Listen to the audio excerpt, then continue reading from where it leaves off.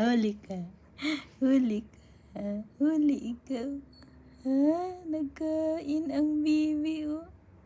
Nagkain siya ng bread. Oh lala. Kayami-yami. Another lilinisin ang mami. Paano yan? Linis ka ulit, mami. Ganyan talaga, mami. Pag may baby, may maraming linis. Oh, ang gusto niya dyan yung sesame seeds. Siya lang nakabukas niyan. Siya lang nakabukas niyan, guys.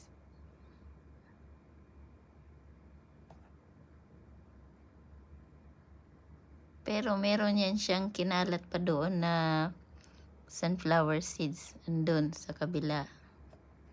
Oh, very good kayo gini akong baby. Very good kayo na bata ba? Oh, dagdag ligpitin si mami. Para kang may 10 anak nito sa kakaligpit ng mga ikakalat niya. May kinitkit din yan siyang ito, oh, kinitkit niya. Oh, ayan, kinitkit niya. Ewan ko saan niya yung kinuha. Ewan ko saan niya yung kinuha. Ay. Oh lala. Okay lang yan, mami, di ba, mami? Spoiled yan kay mami. Sarap paluin. Sarap paluin, oh. Kahit anong balik ko niyan sa cage niya kagabi, pili talaga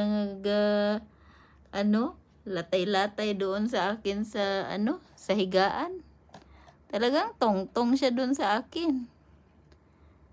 O yan, bibi, ganyan, bibi. Kala mo ginugutom.